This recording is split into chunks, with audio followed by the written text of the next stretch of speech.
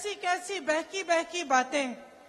पिछले 2 दिनों में अब ये शुरू हुआ है कि कांग्रेस पार्टी चाहती है कि आपके मंगलसूत्र और आपका सोना आपसे छीन ले। 70 सालों से ये देश स्वतंत्र है, 55 सालों के लिए कांग्रेस की सरकार रही है। किसी ने आपसे सोना छीना, आपके मंगलसूत्र छीने? इंदिरा गांधी ने अपना सोना, जब जंग हुई थी, अपना सोना देश को दिया। मेरी मां का मंगलसूत्र इस देश को कुर्बान हुआ है। सच्चाई ये है कि ये लोग महिलाओं का संघर्ष नहीं समझ सकते। महिलाओं के दिल में जो सेवा भाव होता है ना, वो सेवा भाव हमारे इस देश की सारी परंपराओं का आधार है।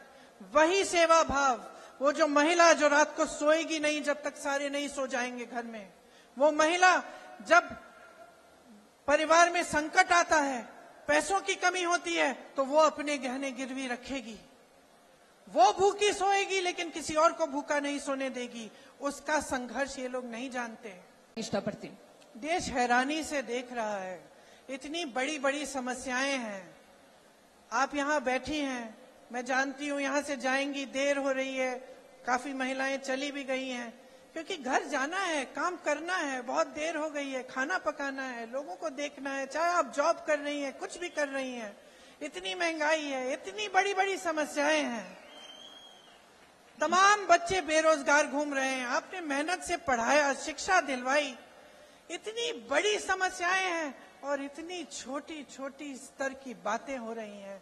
सारे नेता भाजपा के आपके सामने आकर ऐसी अजीब अजीब सी बातें कर रहे हैं, झूठ बोल रहे हैं दिन रात। सोचते हैं कि आप देखेंगे नहीं, आप पढ़ेंगे नहीं कि कौन सी पार्टी क्या कह रही है। क्या हो रहा है आपके आंखों के सामने? ದೇಶದ ಮುಂದೆ ಬಹಳಷ್ಟು ಸಮಸ್ಯೆಗಳಿದಾವೆ. ನನ್ಗೂ ಗೊತ್ತು, ಬಹಳಷ್ಟು ಹೆಣ್ಮಕ್ಳು ಇಲ್ಲಿ ಮನೆ ಹೋಗಿ ಮನೆ ನೋಡ್ಕೋಬೇಕು, ಕತ್ಲಾಯ್ತು, ನನ್ಗೋಸ್ಕರ ಕಾಯ್ದಿದ್ದೀರಾ ಅಂತ. ತಾವೆಲ್ಲ ಇವತ್ತು ಬಹಳ ಮಹತ್ವವಾದಂತ ತೊಂದರೆಗಳು ಈ ದೇಶವನ್ನ ಕಾಡ್ತಾ ಇದೆ. ಬೆಲೆ ಏರಿಕೆ ಆಗಿರ್ಬೋದು, ನಿರುದ್ಯೋಗ ಆಗಿರ್ಬೋದು. ಆದ್ರೆ ಇಂಥ ದೊಡ್ಡ ವಿಚಾರಗಳಿದ್ದಾಗ, ಇಂಥ ದೊಡ್ಡ ಸಮಸ್ಯೆಗಳಿದ್ದಾಗ ಈ ದೇಶದಲ್ಲಿ ಈ ಪ್ರಧಾನ ಮಂತ್ರಿಯವರು ಯಾವ ತರ ಸಣ್ಣ ಸಣ್ಣ ಮಾತನಾಡ್ತಾ ಇದಾರೆ ಅಂತ ತಾವೆಲ್ಲ ನೋಡ್ತಾ ಇದ್ದೀರಾ. ಬಿಜೆಪಿ ಅವ್ರ ನಾಯಕರು ಯಾವ ರೀತಿ ಹೊಲಸು ಮತ್ತೆ ಸಣ್ಣ ಸಣ್ಣ ಮಾತುಗಳಾಡಿ ರಾಜಕೀಯ ಮಾಡ್ತಾ ಇದಾರೆ ಅಂತ ತಾವೆಲ್ಲ ನೋಡ್ತಾ ಇದ್ದೀರಾ. ನಾವು ಯಾವ ವಿಚಾರಗಳು ದೇಶಕ್ಕೆ ತೊಂದರೆ ತರ್ತಾ ಇದೆ ಅದನ್ನ ಹೇಗ್ ಬಗೆಹರಿಸಬೇಕಂತ ಮಾತನಾಡ್ತಾ ಇದೀವಿ. ಆದ್ರೆ ಬಿಜೆಪಿ ಮತ್ತೆ ಅವ್ರ ನಾಯಕರು ಈ ತರ ಸಣ್ಣ ಸಣ್ಣ ಮಾತಾಡಿ ತಮ್ಗೆಲ್ಲ ಮಂಕ್ ಬೂದಿ ಎರ್ಚಕ್ ನಿಂತಿದ್ದಾರೆ. ಆದ್ರೆ ತಾವೆಲ್ಲ ನೋಡ್ತಾ ಇದ್ದೀರಾ ನಿಜಾಂಶ ಏನು ಅಂತ. ತಮ್ಮ ಕಣ್ ಮುಂದೆ ಎಲ್ಲ ತಾವೆಲ್ಲ ನೋಡ್ತಾ ಇದ್ದೀರಾ. आप तय करिए, ये आपका चुनाव है। कितने चुनाव हिंदू मुस्लिम हिंदू मुस्लिम हिंदू मुस्लिम करके आप लड़वाएंगे? आप तय करिए। और आप क्या ये चुनाव महंगाई, बेरोजगारी, शिक्षा, स्वास्थ्य पे नहीं लड़ाना चाहते? आप तय करिए, आपको कैसी राजनीति चाहिए? नैतिक राजनीति कि नाटक की राजनीति? सत्ता की राजनीति कि सत्य की राजनीति? परोपकार चाहिए आपको या अहंकार चाहिए? ये तय करिए, क्योंकि अब समय आ गया है कि अगर आप गहराई से नहीं सोचेंगे, आप जागोगे नहीं, तो ये देश खाई में चले जाएगा। ತಾವೆಲ್ಲ ನೋಡ್ತಾ ಇದ್ದೀರಾ, ಇನ್ನು ಎಷ್ಟು ವರ್ಷ ನಡೆಸ್ತಾರೆ ಹಿಂದೂ ಮುಸಲ್ಮಾನರ ಮಧ್ಯೆ ಯಾವ ರೀತಿ ಒಡಕನ್ ತರ್ತಾ ಇದಾರೆ ಅಂತ ತಾವೆಲ್ಲ ನೋಡ್ತಾ ಇದ್ದೀರಾ. ಆದ್ರೆ ನಿರ್ಧಾರ ಮಾಡ್ಬೇಕಾಗಿರೋದ್ ನೀವುಗಳು. ನಿಮಗೆ ಯಾವ ರೀತಿ ರಾಜಕೀಯ ಬೇಕು, ಯಾವ ರೀತಿ ಪಕ್ಷ ಬೇಕು?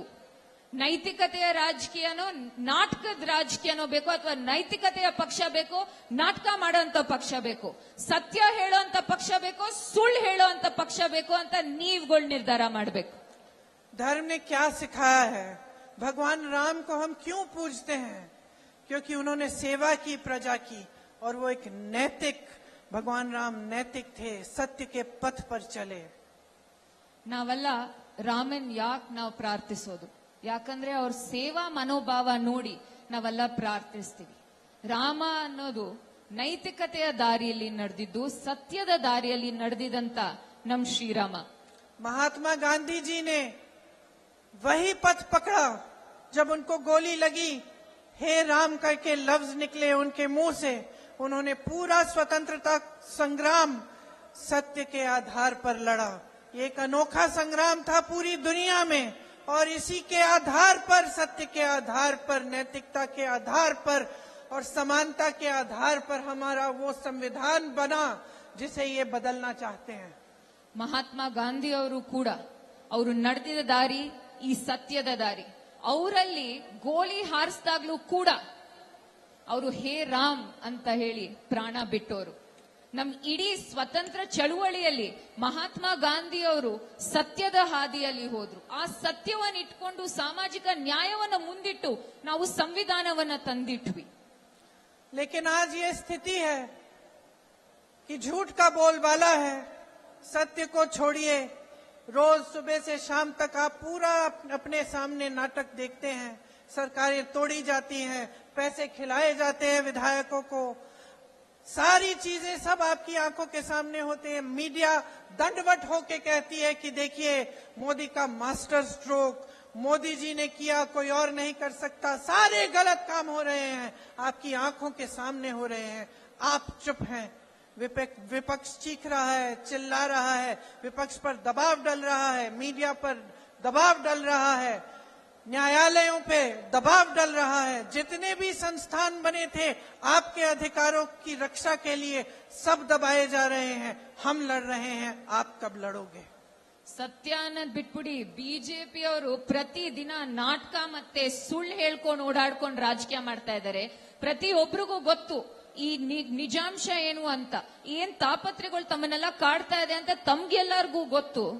ಆದ್ರೆ ದೇಶದ ಮಾಧ್ಯಮಗಳಲ್ಲಿ ಎಲ್ಲ ಚೆನ್ನಾಗಿದೆ, ಪ್ರಗತಿ ಇದೆ, ಈ ದೇಶದಲ್ಲಿ ಎಲ್ಲ ಉದ್ಧಾರ ಆಗ್ತಾ ಇದಾರೆ ಅಂತ ತೋರಿಸ್ತಾ ಇದ್ದಾರೆ.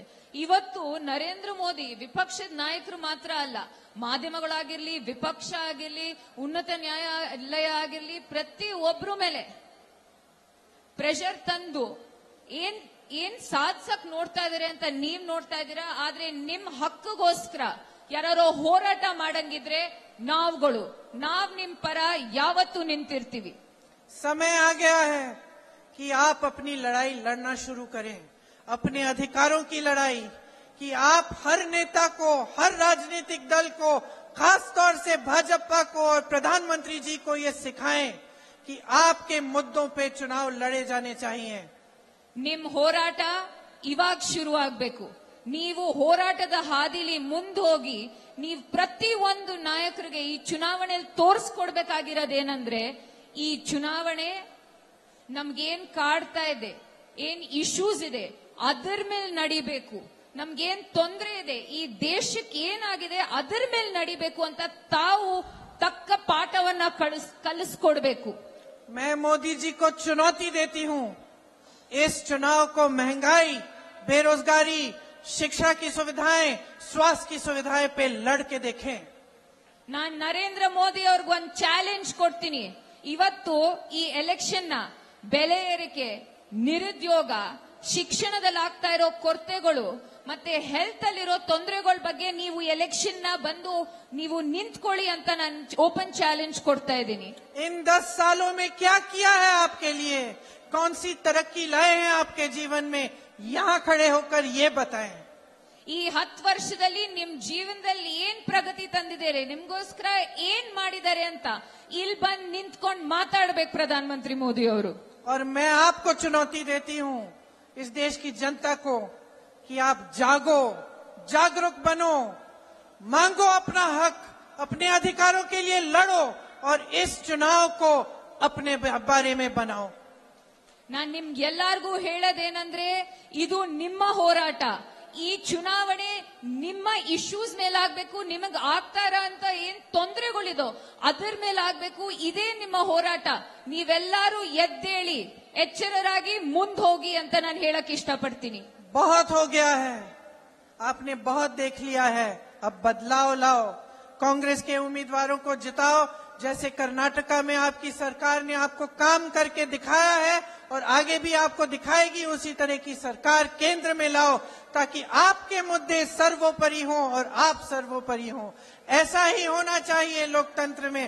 आप बहुत ध्यान से यहाँ पे बैठे हैं मेरी बातों को सुनने के लिए, इसके लिए खासतौर से आप लोगों को बहुत बहुत धन्यवाद. जानती हूँ कि बहुत देर हो गई, आप सबको भी जाना है. एक बार मेरे साथ कहिए जय हिंद। धन्यवाद।